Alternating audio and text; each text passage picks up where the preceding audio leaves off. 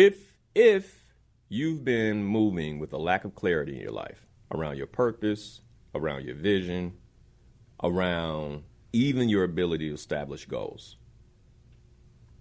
we're at a turning point now. And that lack of clarity and that procrastination could cost you dearly in the coming years. And I think right now is the time to really begin to get clear on your God-given purpose, because I believe purpose comes with the promise. I believe that to the depth of my being, that purpose comes with the promise. And when I'm living out my purpose, that my needs are met. Because when I'm living out my purpose, I am providing the value that I was created to provide. And the more value I create, the more blessings I receive. Like, that's just how it goes. I firmly believe that. And if you don't know what vision to cast in alignment with the value that you were designed to create, you will be in trouble. And it's like, to me, the door is beginning to become more and more narrow. Either you do it the right way or you can't do it at all. I firmly believe this. And I believe that's what's happening. I believe that is what's happening.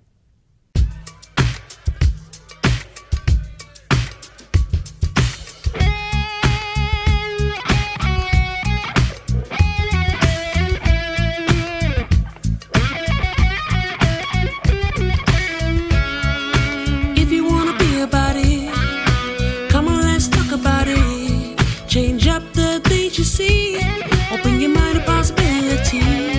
Find your power, passion, and your purpose. You know it's time for you to walk in greatness. Let's murder mediocrity. Slay your goals, live out your dreams. Now, inspirational perspective. Open your mind to a better life. It's time to live a dream. Your purpose now. Inspirational perspective. Let's slay your goals. Last week's show, 2024, the last year of now, was like somewhat of a warning. Like, hey, wake up. You know, just make sure you're paying attention to what's happening in terms of artificial intelligence and robotics. And what I like to do this week is now kind of come from another perspective of like how this can really, really, you know, take the work that we all do to the next level. And at the same time, I want to explore the potential problem that this technology can expose with identity, our personal identities. Because if I do believe that in the future, if you're not really clear on who you are, that it will become even more confusing. And for our young people and for our children, establishing identity and purpose early is going to be very, very important. When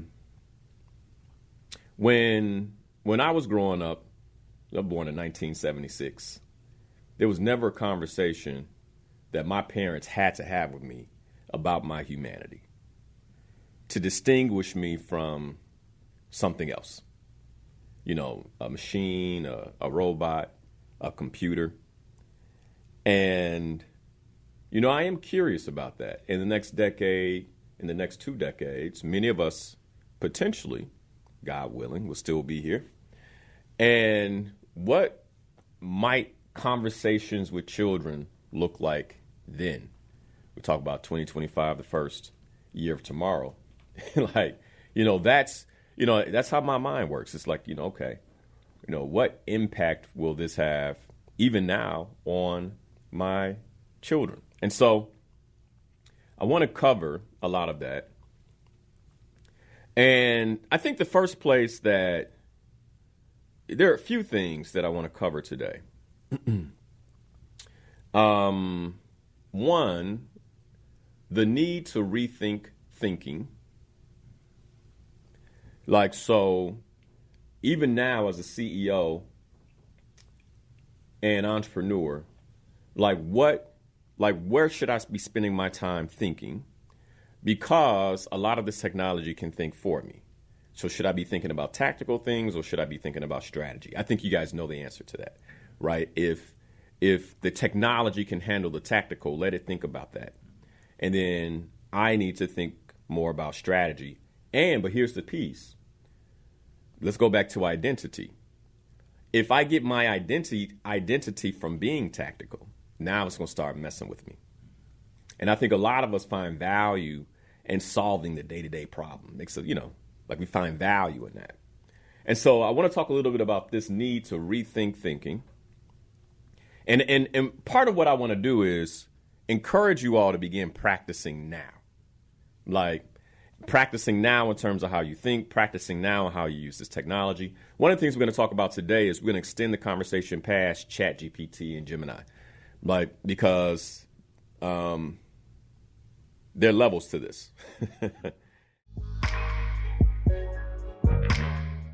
Last week, I said 2024 is the last year of now. Today, we explore 2025 in terms of what I believe will be the first year of tomorrow. Now, let me set this up because some time ago, I did a show where we talked about the information age, and we were talking about the information age in detail because I really wanted us to understand the time, like this century, the 21st century, and the time that we're living in.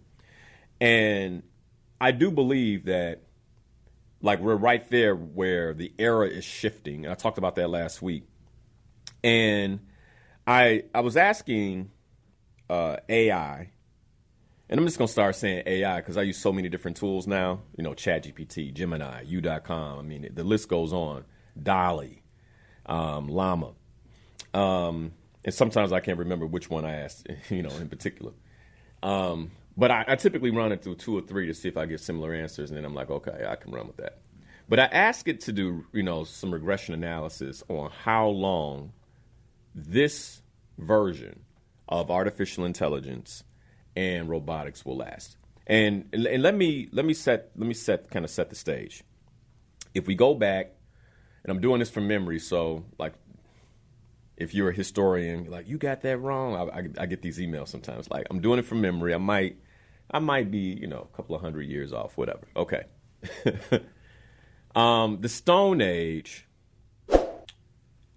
based on what we have, right? You could say it went billions of years, blah, blah, blah. I'm talking about based on what proof we have. The Stone Age lasted for about, let's say, 5,000 or more years, right? 5,000 to 10,000 years. And then we moved into this, Iron Age, bronze, iron. Let's call it, metal, which is, for a historian, they're probably not happy with that, but let's call it the Metal Age. And that was about 3,000 years. Okay. Then we go from that, right? And I talked a little bit about the technologies that were developed during that time last week, if you missed it. Then we go from that to the Middle Ages, right? And the Middle Ages lasted about maybe 1,500 or so, 1,500 years. And it's often called the Dark Ages, too. And I'm going to be very clear about one of the reasons I believe it's called the Dark Ages is because this is when Africans came into Europe and set up universities, created their streets, whatever it might be, right? They taught them sanitation.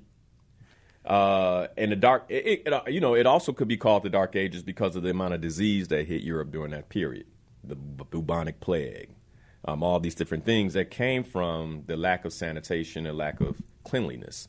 And that lasted for a long time. As a matter of fact, even here in the United States for a long time, and I talked about this before, doctors didn't know they were supposed to wash their hands before surgery. Which is like you would think, which has been in African practice for a long time. And so those were the dark ages where disease just ran rampant through Europe, and Europe in particular, because it didn't run rampant through Africa. It just, it didn't. And we're going to base this on European history, right? And most of us grew up in Western civilization. Unfortunately, that's what that's your foundation. Then, after the so-called dark Middle Ages, you go into the Renaissance era, right? Leonardo da Vinci and, all these guys who basically learned from the Greeks, who learned from ancient Kemet Africans. So now this knowledge is more widespread. You go into this Renaissance age, and this is where mathematics and art, all these things start to happen, which then became the catalyst for the Industrial Revolution. An Industrial Revolution ran from, let's say, the late 1800s, maybe mid 1800s, even before that. You got the cotton gin, all those things, and that's the beginning of the Industrial Revolution, because now you have machines that are doing the work versus people. Printing press. So you could even say the Industrial Revolution started back with the printing press in the 1700s, late 1600s, all the way through about, I believe, and it gets, different people say different things, but basically in the 1900s, mid-1900s, all the way up to 1990. And then that's when the information age started. And by the way, the reason there's some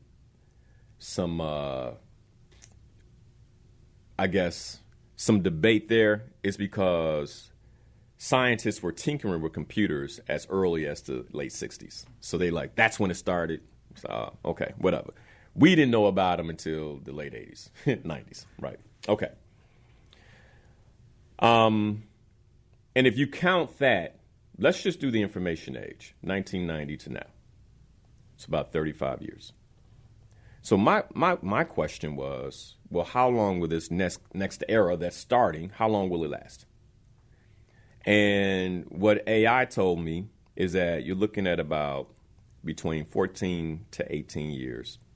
But when I averaged up all the answers, you're really looking at about 15 years, where this is going to mature and then mature enough where the era actually switches. Now, why would I go through that? Why is that important? Almost every time we switch eras, people become incredibly wealthy. I mean, just think about the dot-com boom in the early 2000s, right? And that was 10 years after the information age started. And that's when it boom, it clicked, .com. And you had people coming out with all these .coms, et cetera. And a lot of millionaires/billionaires were created. And there are many of us in our community, I can only think of maybe a few.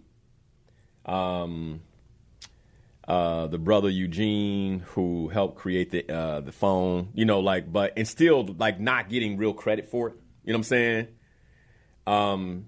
Still really didn't get credit for it. But there were a few of us that were in the mix, but not many. And when I say a few, I'm thinking of two people out of all the many millionaires that were created in the dot-com boom. Like two black folk or, people of African descent who actually were in the mix that we know of, that history talks about, and history still don't want to give them full credit, right, for being in that mix. So here we are. And the page is turning into a new era. And this is an opportunity. I firmly believe this is an opportunity for us to transform everything about how we work, how we think, how we build, and even maybe potentially, if we grasp it, a way to transform our communities. And to me, that is the bright spot of artificial intelligence and robotics. Like if we can take advantage of the turning of the page. I saw this quote. Let me see if I can find it real quick. I was listening to this gentleman who was talking about like the next iteration of AI. He was like, yeah, in the last 2 years I became a millionaire using artificial intelligence, blah blah blah. And this is what I'm talking about, by the way, right? Young guy. And he gave a quote. It was actually a really good quote. Let me see if I can find it real quick. But what he was saying in so many words is, oh, here it is. In a world that is changing rapidly, the biggest risk is to take no risk. And that's actually from Peter Thiel, who is the co-founder of PayPal. Let me say it again. In a world that's changing rapidly, the biggest risk is not to take a risk. It's to take no risk at all. And I think that's where we are. Like, are you willing to risk if you're an entrepreneur, take a risk in your business and begin to get curious about how you can spend more time developing your competence around artificial intelligence and robotics? Are you willing to take that risk? Because I honestly believe, when I heard that, I was like, man, that's it right there. In a world that's changing rapidly, the biggest risk is to take no risk. And one of the things I know about people who are surviving is, we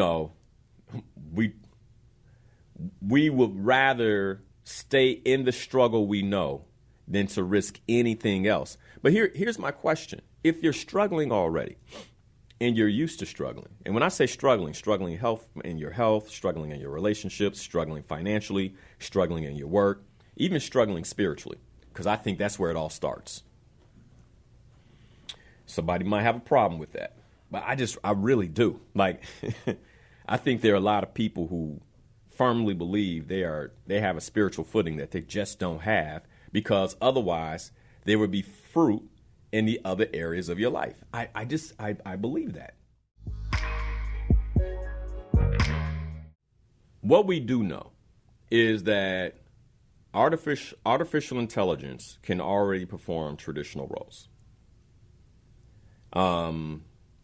And many of us are using it whether we want to or not. I don't think there's a store you can go into where it doesn't have a self-checkout kiosk. Like, that is a form of artificial intelligence mixed with robotics. It's static. It's not dynamic. It's like the checkout's not moving around and things like that. But if, I want you to really think about this. If that static box that you use to check out at a store is that proficient now, what has you think that when it becomes dynamic, like a humanoid of some sort, or I think there's some stores now in the airports that are sponsored by Amazon where you can walk in and grab a few things and it's especially if you're a member, it scans like it just takes it off your credit card. Like, oh, you grab some water and some chips and you walk in, it registers you walk out and debits your card just like that. And so that's where we're going. And you can get scared or you can see opportunity. And that's really what I want us to take from this segment, is like, anything new can be scary and humans don't like change. And how can you work yourself through that quickly enough where you can maybe, just maybe, squeeze some of this opportunity? Like, align yourself with some of this opportunity. I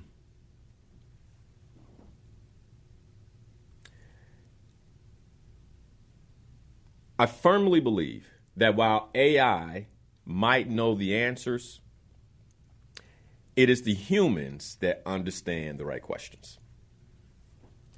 And so as much as we can be like, oh my God, this is going to change everything. And it's like, but it is the humans that understand the right questions. And my question to you is, are you beginning to ask yourself first the right questions that then you can use this technology to build on those answers? Now, here's what I know. Vision. Let's talk about vision. I talked about vision a few weeks ago. Vision will be your anchor and guide as artificial intelligence reshapes what it means to work, what it means to live, and what it means to contribute. So, in a world where this technology will likely create job displacement and the forms of how we've created in the past, I believe that now it is critical. Like, it's always been critical, and you could tell the difference between those who have vision and those who don't, right? But I was having a conversation with my brother and a friend of his. They stopped by my office Friday, right before you came out there. And they were in my office, and they were asking about the show. You know, oh, what about this? What about that? And what I was sharing with them is that we are now entering a time where if you're not clear on the impact that you are looking to make and how to deploy this technology to support you with that impact, you will be left behind. And I want to give you what I believe is likely going to happen. Because, and not, you know, sometimes I be kind of hedging a bit because I don't like using fear. And it's not a matter of making you afraid. But I also believe that I'll be doing you a disservice if I didn't share what I believe will become the reality. And here's what I believe will become the reality. As technology moves forward and it creates more and more billionaires, now they're talking trillionaires, right? If I'm not mistaken, I think Elon Musk said, you know, while he was on the campaign trail for Trump, that he paid $10 billion in taxes. $10 billion in taxes. Okay? So as individuals like Elon and Jeff Bezos and others become even more wealthy and they begin to move into that $1 trillion mark, that's revenue that is coming into government. And I believe that revenue, a portion of that revenue, will begin to get allocated for this universal basic income that you've been hearing about. Like, I do believe that will happen. I do believe that will happen. That is not something you should be excited about. Because in order to qualify for anything that comes from a social program like that, you have to follow all the rules. If you've been moving with a lack of clarity in your life around your purpose, around your vision, around even your ability to establish goals, we're at a turning point now. And that lack of clarity and that procrastination could cost you dearly in the coming years. And I think right now is the time to really begin to get clear on your God-given purpose, because I believe purpose comes with the promise. I believe that to the depth of my being, that purpose comes with the promise. And when I'm living out my purpose, that my needs are met.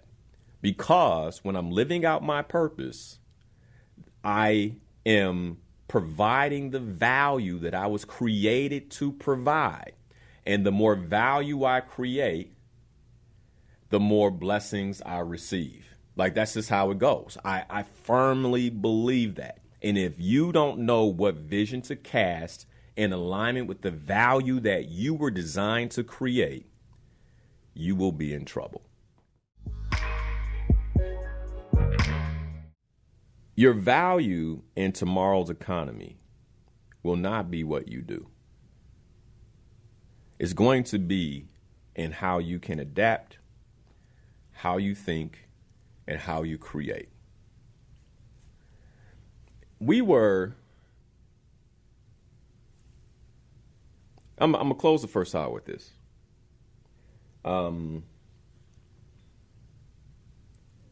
More than likely, in 2025, I won't be hiring anybody additional to the team. There's no reason to. And I'm going to talk about this in the next hour, with the proficiency of artificial intelligence agents, these bots, like I said, I already have 24 deployed in my business.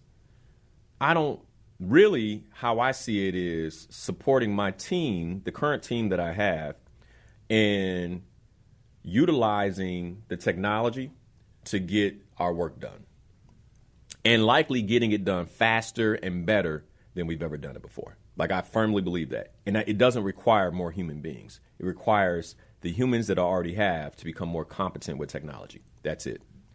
And starting with me.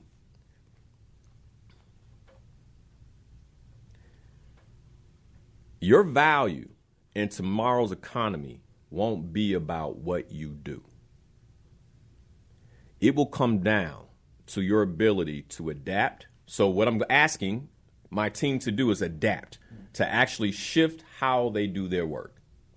There are going to be things that I ask my assistant to actually give up to the technology. Hey, you know what? Let the technology do that. Look over it, but let it do that. I want you to do this because we have a relationship, because I trust you. I want you to be a part of my business. And I want you to put your focus on something else. You get where I'm going? And so it's going to come down to her ability to adapt, right? How adaptable are you? Like, if you try to fight this change, I don't know. The second piece is your ability to think, because now you're thinking about strategically, what should I be doing? What should be going on versus what should I be doing? Strategically, where are we going, and how do I guide the technology to take us there? So how I think, and then more importantly, how we create. We were designed to create. The creator put a piece of us in him, and now it's like if there was any time to move towards the modality of creation versus consumption, it's now. And there's so much to consume. At a time when we should be focused on creation, I believe that some of us will idly consume and get left behind. And that scares me.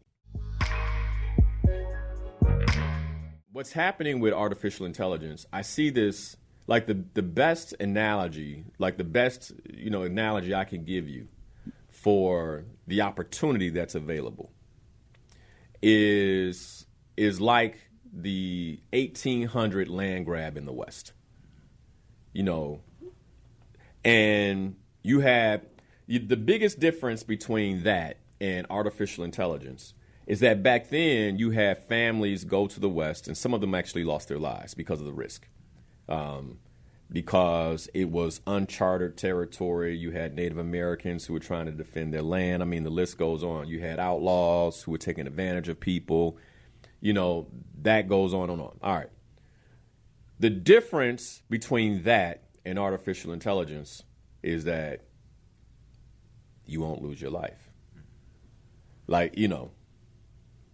Now, I think you got to be careful with your children because we've seen some of them take their lives from interacting with it. But for us as adults who understand, right, like you can't lose your life. This is presenting an opportunity very much like that land grab of the West all those years ago that made some people incredibly wealthy. Because of the land they were able to stake a claim on. Right? I see this as the same thing. And now the difference is you don't have to necessarily put your life on the line. You just have to turn the TV off. I think Kendrick Lamar said that a few times in his new album. Turn the TV off, turn the TV off. right? Like, I'm serious. Like, that's it. That's the risk you have to take, that you might miss something entertaining. And so I want to build on that, and I want to talk about why I believe vision is so critical going into 2025. Like, with everything that's changing, I believe vision is it matters more now than it has ever mattered before. Like, and what I mean by vision is your vision, your life's vision, based on your purpose, based on the way you see the Creator wants to take your life. That vision is your competitive advantage. One of the things I did before at the goal setting masterclass is a lot of times I got into tactical goal setting. And this time, what I really want people to understand when they walk out the door is, what is the composition of belief? Like, because you can have a vision, but if you don't believe you can achieve it, then it doesn't even make sense for it to be super clear, because you're not going to take action on it. I want people to walk out understanding the composition of belief and where they are in terms of their own personal belief in alignment with their vision. It will be crystal clear if you come to that masterclass. December 28th, 10 a.m., Oak Park, Illinois. It also is virtual for those of you who are not in Chicago. SlayerGoals.com to register for free. But it's your competitive edge, your competitive advantage. And artificial intelligence will solve problems, but those problems will be based on human vision. Like, human vision. This is what I see is going to be necessary, and so I'm going to leverage the technology to support me with creating that. There has never been a time, even one of the things where a lot of Slayer Goals members get stuck is in the goal setting process. Like, oh, I got to write all these goals. I got to put it all down on paper. We now have technology that can milestone your goals for you. Like, it's like the excuses are running out. And if you're like, wait, what? It's like, yeah, this is why I'm telling you to learn it. I uploaded, I uploaded my 2025 goals. Like, this is what we're working on in 2025. How can you help me with this? Man, start to break it down, one by one. Hey, do you think that these action plans are somewhat, what did it say? And it had a word anyway. It was like, I think these are too close together. And I was kind of like, yeah, you don't know me. That's how I do things. Like, it's going to be all right. But, I'm looking for this level of support for this goal. Help me find it. And see, I'm asking the question, right? And it's giving me the answers. And the questions are based on the vision I have. And so now it's like, what's your vision? What's your vision? Because that's what it can't do. It can't articulate for you based on your life's purpose, based on the way that God made you, the specific talents that He gave you, the strengths that you've cultivated in your life over the many years, the decades that you've been here. It can't put all those things together and say, this is what you should do. It can't do that. Only you can do that.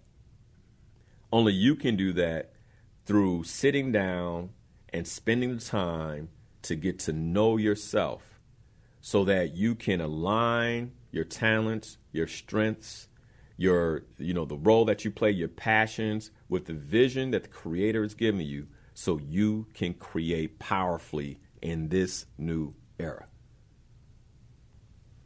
What's your vision for 2025? So the page is turning. The page is turning. Like, what is your vision for this for your life in this new era? We're at a point like that where if you don't get clear on the skills you need to develop in alignment with this shift, you'll be left completely behind. And one of the things we do in the goal setting process is after you set the vision, And then you identify the objective. And the objective has to be emotional, right? That's our advantage as human beings. Like we get to use our emotions to manipulate the frequencies around us. We're going to get into that in the masterclass. But like, you know, and so you have this ability. Do you know that? Do you know how to use that? Like, that's what we're going to be talking about, Slayer Goals 2025. How do you use that? How do you use this competitive advantage of being human to create the world around you in the way that you intend to live? And then taking the vision and then identifying, using the goal setting process to identify the skills necessary. Because now, you know, before you'd be like, well, how do I get that skill? Like, where do I go? Now all you got to do is sit at your laptop and ask artificial intelligence, where can I learn this? And half the time it might say, I can teach you. Like, since when has it been so easy to pick up skills? The question is, are they the skills that are aligned with your life's purpose and the vision that the Creator has given you, which comes with the promise of purpose? Like, that's like, for me now, it's like, I got to be in alignment with the promise.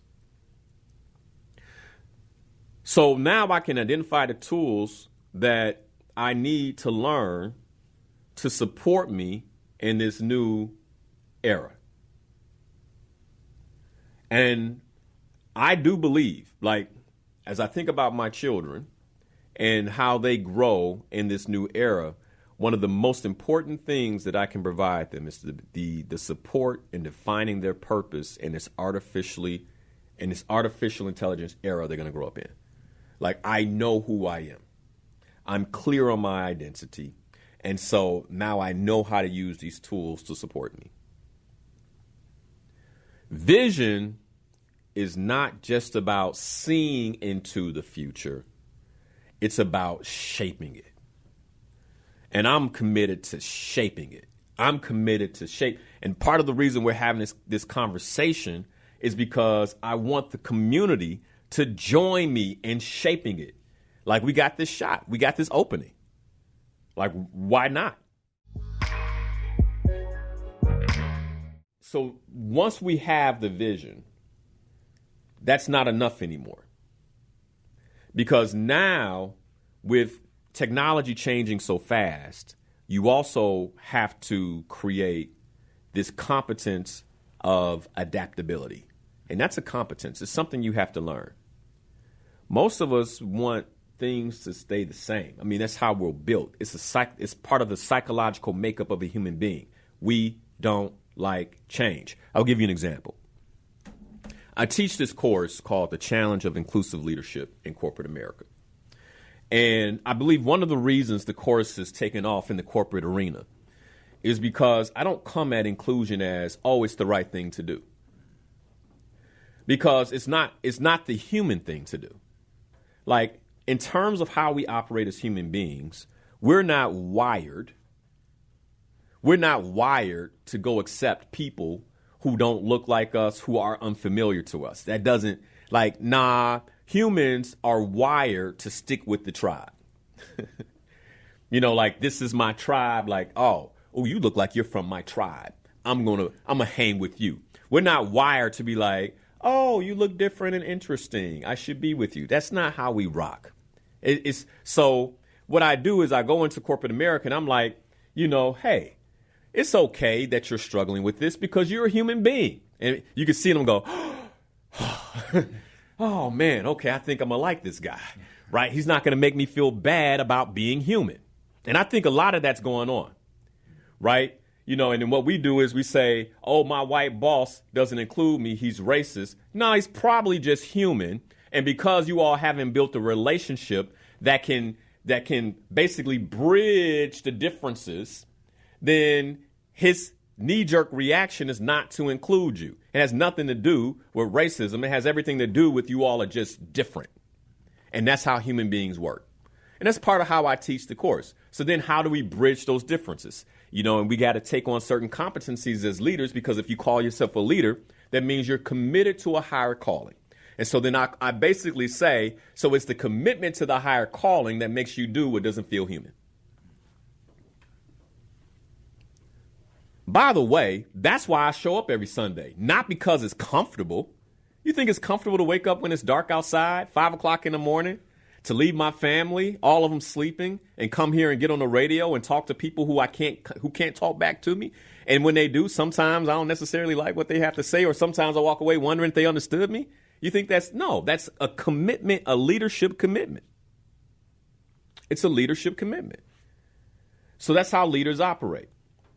Now, one of the competencies that we must adapt that is not normal for human beings, but we have to grow it, is this competency of adaptability and the ability to build resilience through adaptability. Adaptability within your mindset. If you believe because you went to school and you got all the advanced degrees that you are done learning, you are in big trouble. This new era is going to blow past you. And then you'll be like, and this is what I hear people say now, when I talk to young people who are super educated, it's not fair. It's not, I did all this and now I can't, it's not fair. And I'm like, that's the world. Since when has this planet ever been fair?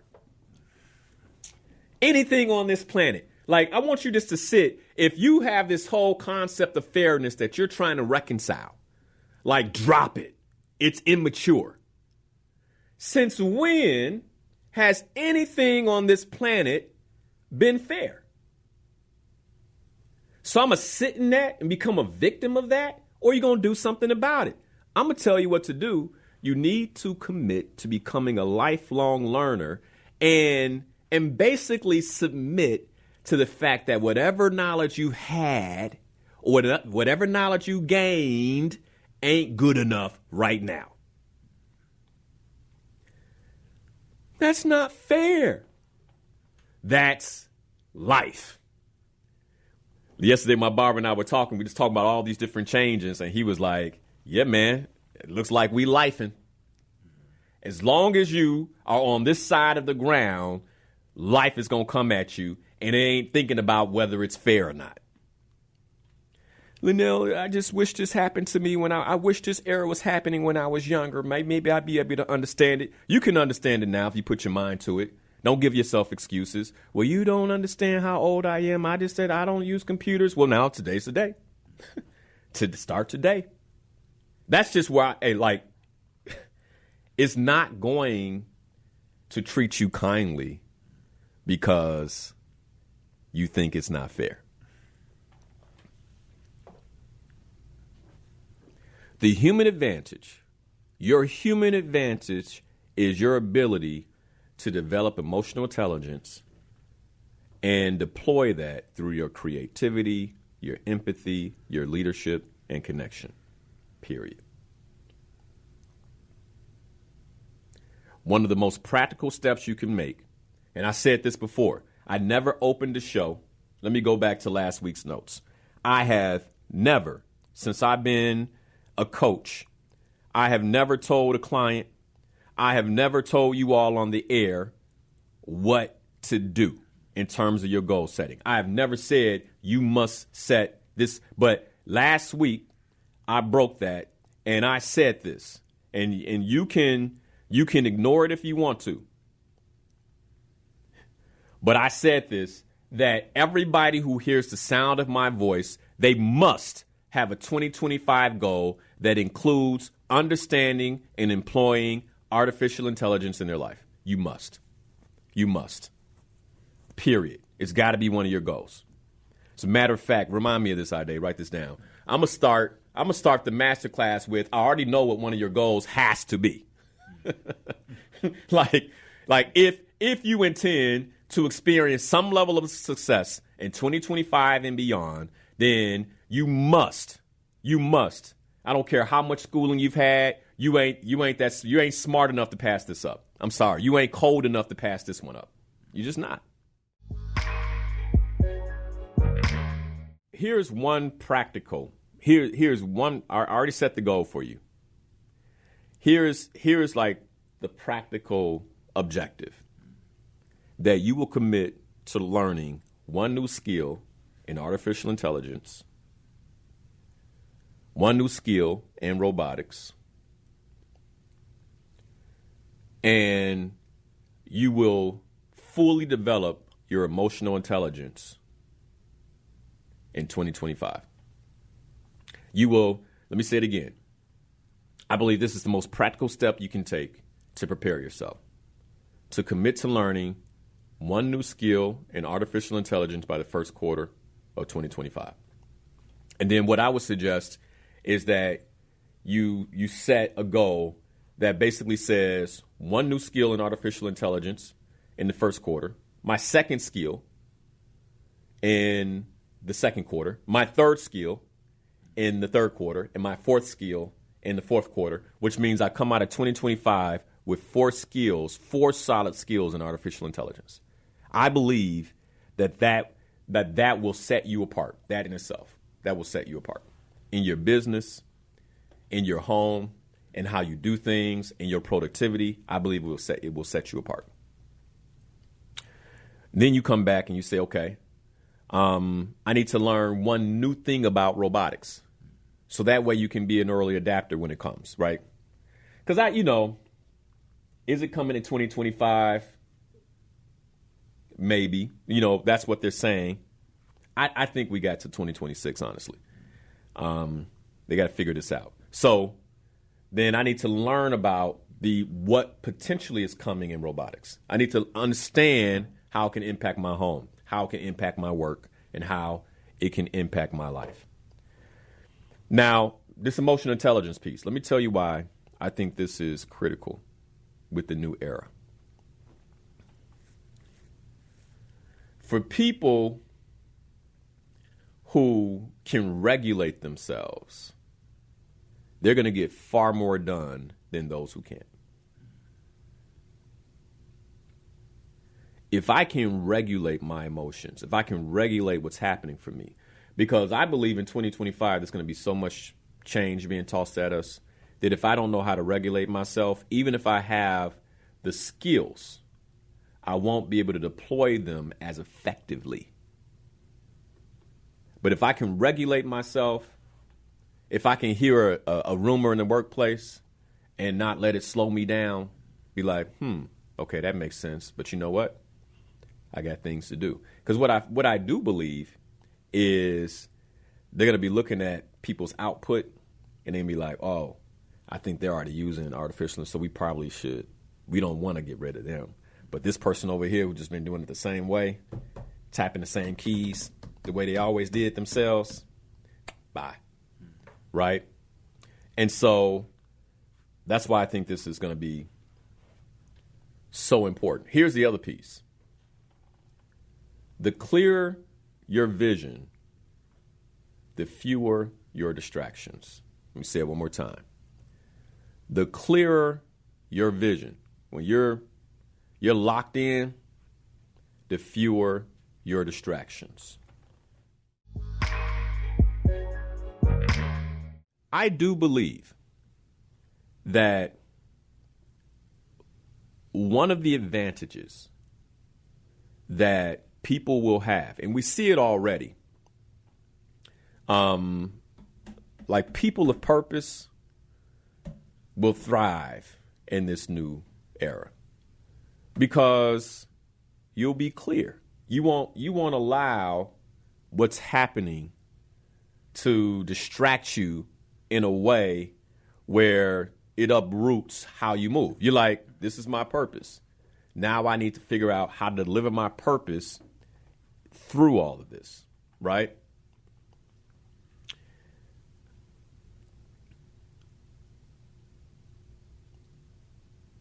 First, one of the beautiful things about purpose is the peace that it provides. I can recall going into 2020, the pandemic, where the only thing that brought me peace, given all the uncertainty, was the clarity of my purpose. And it gave me the opportunity to be like, oh, because this is my purpose, this is what I should be deploying. And then when I got to work, the panic went away. You get where I'm going? And when I say the panic, what I mean is like, well, what does this mean? Will I be able to take care of my family? Well, all these, it was like, well, hold on. There's a promising purpose, and just go deliver your purpose. And if you all remember, I was doing the free coaching, all of that. Like this, I'm gonna do what I know to do. And what that ended up creating was one of the most profitable years. I mean, it didn't start that way, but it ended up creating one of the most profitable years I'd experienced in my business. Artificial intelligence might replace tasks. It might replace what you do, but it can't replace your meaning, and it cannot replace your purpose.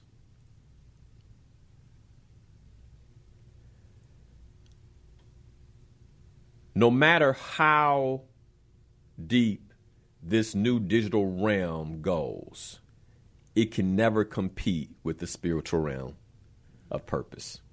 It can't. It just can't.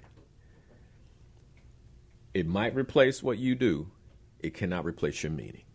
And if you know, if you're clear on your purpose on the planet, then you'll pivot. You'll have the ultimate spin move. I firmly believe that. It won't come without some anxiety and some discomfort. But isn't that where growth happens?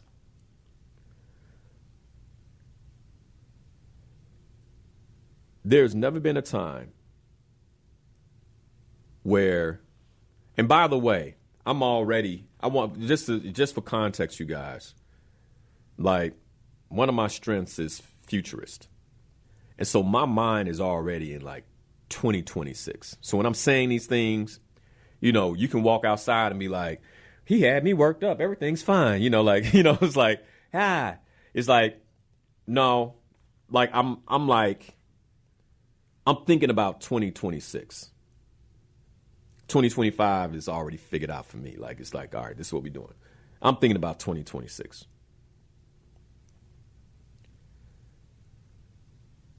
Anchor your identity in your purpose. Not your role, not your job, not even in the business you've built. Anchor your identity in your purpose. This could come for what I do. Who knows? Right? What it can't come for is my purpose. I don't believe that any of us need to be afraid of artificial intelligence. I don't believe in that. This fear-mongering around it, I said I was going to get into this. This is where I'm going. No matter what new technology has come along, there are always those who create the fear-mongering. You know, you didn't watch iRobot? You don't see us coming for that? It's like, okay. I don't believe that we need to be afraid of artificial intelligence. Now I'm talking to those who are purpose-based, right? Like, and hopefully you get it. You've been through the Discover and Live Your Life's Purpose. You're clear on your purpose. You know the impact you make. You're clear on your identity. If that is where you are, there's no need for you to be afraid. What there is to do is to partner with this new technology to amplify your purpose. That's the role. That's the game. How do I partner with this new technology to amplify my purpose? 2025 is not just the first year of tomorrow. But I believe that it's the opportunity for us as a community to begin to create the future that we want to live in. The future that we can be proud of. If you're not clear on 2025, then in my opinion, unless you have another vehicle, unless there's someone else that you trust to support you, like, you've got to be at the masterclass on the 28th. Like, if you're not crystal clear on how you intend to go into 2025, if you're not crystal clear, I don't believe you can afford to be too busy. I not with what's coming. I don't see the difference between 2019 and 2024 is that we know the world is about to change. Like, you all are listening, you know I'm not pulling your leg. Like, you know that things are changing right in front of us. Like, you're clear on that too. We might not be 100% clear on how it's going to go, but we know that it's going. And so in an environment like that, can you afford to be too busy? I mean, this is why I'm taking the course. Like, I can't be too busy to ignore strategically what's most important. I think sometimes we put our head down and we get busy, but we're not working on the thing that is going to strategically support us in the next decade. We're busy doing what will make us feel better right now. December 28th, free goal setting masterclass. And honestly, I don't even know if I should call it goal setting. I think it's like, really, it's a reprogramming. Like, if you walk in there, I want you to walk out with a brand new success operating mechanism. like, man, I got it. And if I lose it, I can go right back to my notes and pick it up again. That's how clear that I intend to make it for anybody who shows up. Artificial intelligent agents, I want you to think about if you could, here's the best way to explain it. Every president has a group of people that serves him. You know, many of us saw the butler, right? And the butler's role was to make the food, right? And how I want you to think about this is, one of the things that makes business powerful is that they have the leverage and the capital to use human capital, right? That's what they call their employees. Human capital as leverage in the business. And the reason your job can pay you what it pays you is because you're providing leverage. Your salary provides them leverage to make more than that. You have to know that if you make $100,000 a year, they're likely leveraging your agreement to make that money to make $500,000. Right? That's how it works. Okay. How I want you to think about an artificial intelligent agent is leverage that comes at a fraction of the cost of a human, but can do the work a human can do. And so an artificial intelligent agent, basically how it works, there's two sides of it. One is the AI, which provides it infinite, when I say infinite in terms of what we have available to us, intelligence, right? All the intelligence we have in the world that's on the internet, that's in the books and the libraries that have been uploaded online, the AI portion of it has access to all of that.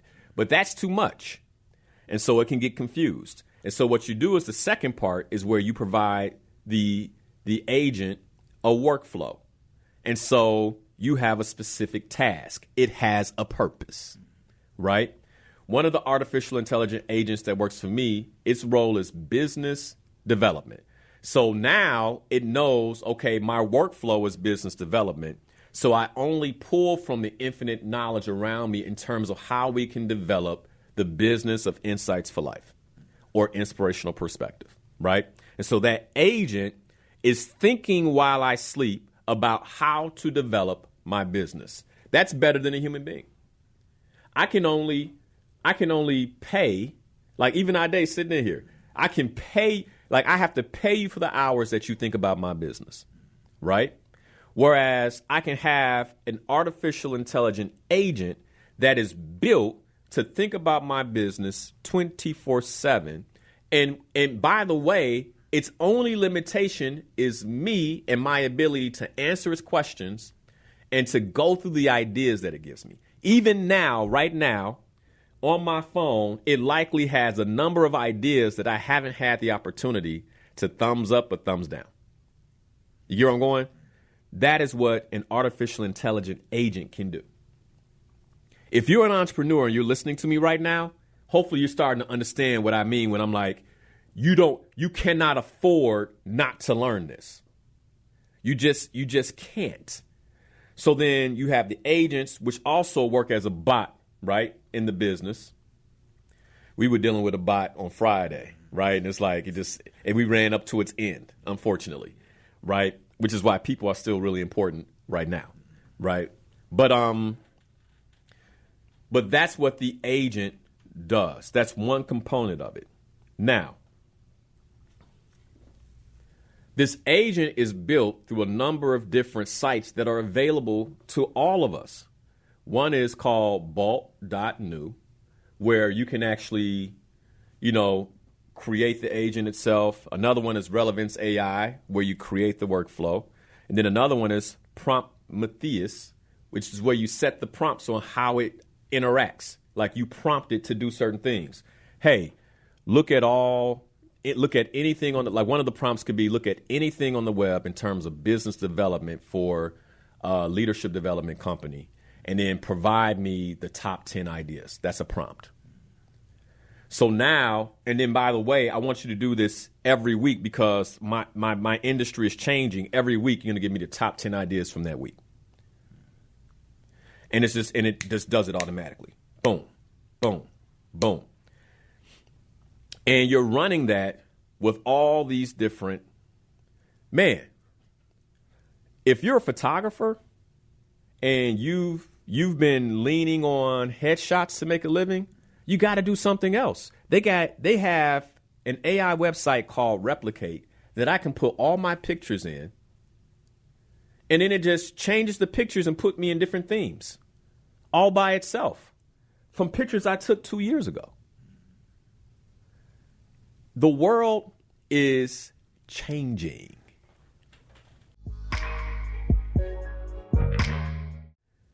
If you're listening right now, here's my invitation to you. Begin writing your vision for 2025. Like you already heard, there's a few musts that I put in there, and I put them in there with love. Like one of the first things you learn as a coach is you're not supposed to set the agenda. You do not tell people what to do, right? How most of my coaching calls start is I typically, check in, reconnect. How you doing? How was your week? How was the last couple of weeks since the last time we connected? You good? Awesome. What wins? We go through wins because that's subconscious priming that you're a winner. And then I ask this question: how can I support you? I don't tell them how I'm going to support them. How can I support you? And the client sets the agenda. The client sets the agenda. This is one of those times where I'm not operating as a coach. I'm operating as a leader. And what leaders do, leaders say, there's a whole lot of rain coming. Y'all should get in this ark with me. And you know what's sad? Only his family did. In the end, only his family did. Right? I can go down all the stories we know of when a leader was like, hey, y'all need to stop that. And they didn't. So you got to ask yourself, what side you going to be on? And here's the thing. I understand what you're up against. In a world where you can put on virtual reality goggles and escape everything. Like, why would you put that away for how tantalizing and sensational that looks and feels in the moment? Well, because that, like, you can't live in that as much as you might want to. Like, at some point, you have to face reality. And do you want to face a reality that you can be proud of or one that you want to continue escaping?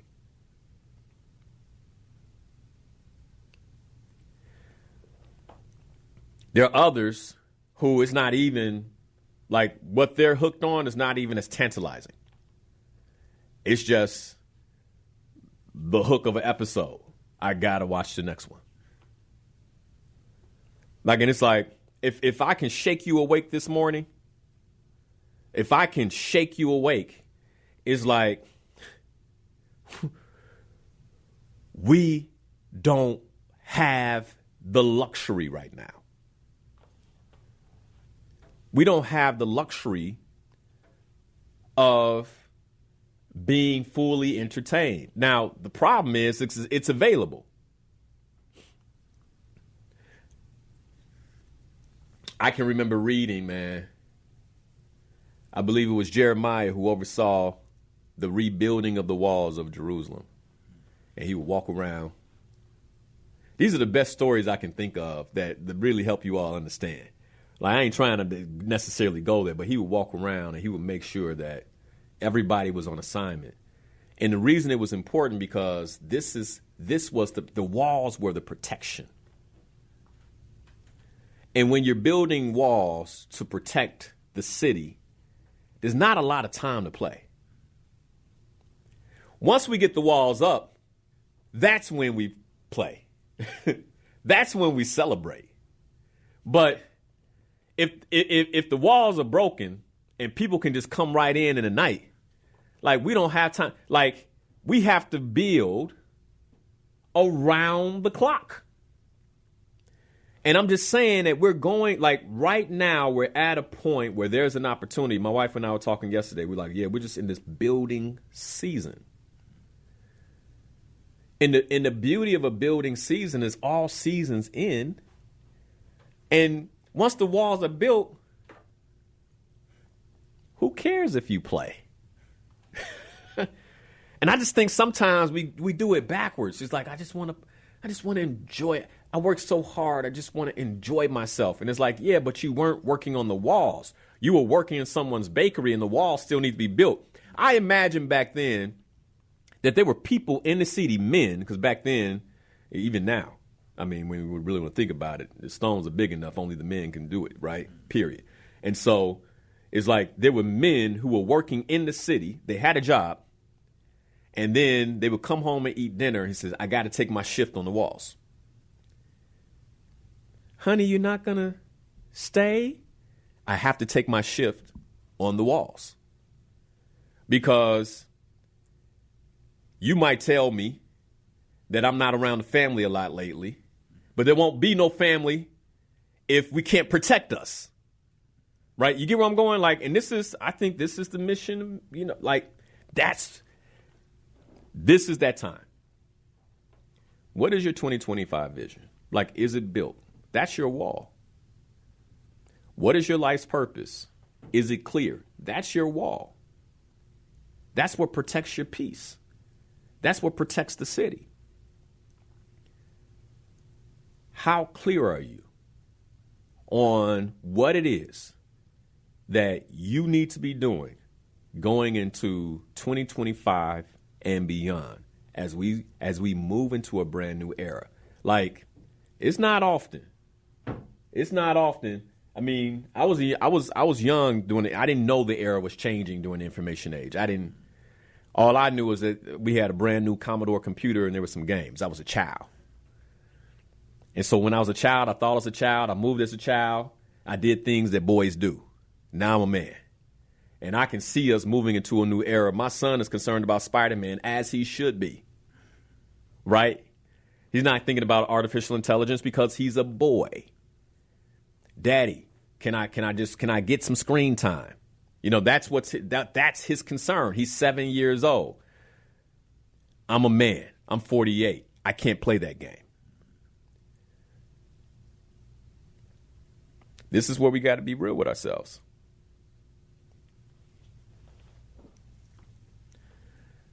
Are you going to spend your time, the remainder of 2024, building your walls, doing what you need to do to learn how to navigate this next era?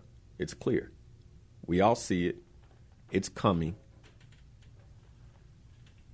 Where will you be? come 2026, where will you be? Thank you for watching Inspirational Perspective. If you love this show and you want to see more content like this, you can go right here. And if you like this subject and you want to see much more content that we have available for you, just click the button here. As always, thanks for watching. Be sure to watch the show live, 7 a.m. every Sunday morning on WBON Radio, or you can catch it right here on YouTube or Facebook.com/Coach Liddell Harris. Be sure to hit that like button. If you haven't already, be sure to subscribe so we can get more content just like this to you.